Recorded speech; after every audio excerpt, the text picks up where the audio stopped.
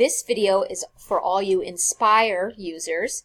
Right back here in the other video when it was looking for inverse norm, you also need to remember that you're always trying to find the area to the left. So again, even though we're looking for 20%, we always want to think about what the area is to the left to be able to find that x or z-score value.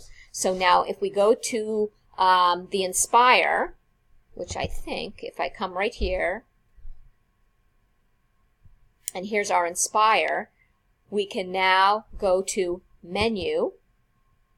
You're going to go to probability, down to distributions, and that will give us the normal, the binomials way down below. But notice number 3 here is inverse normal, right? And that's what you're going to be looking for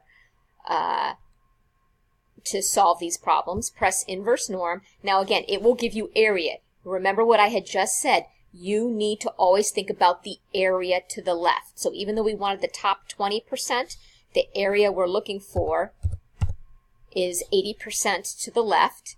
And first, let me show you, if we do it standardized, the mean and the standard deviation will be 0 and 1. And we can press OK, and that will tell you our z-score is 0.84, or, right, this value right here, not the x, but the z-score, this is 0.84 z-scores away. Then you could solve it by using the x minus, z is equal to x minus mu divided by sigma.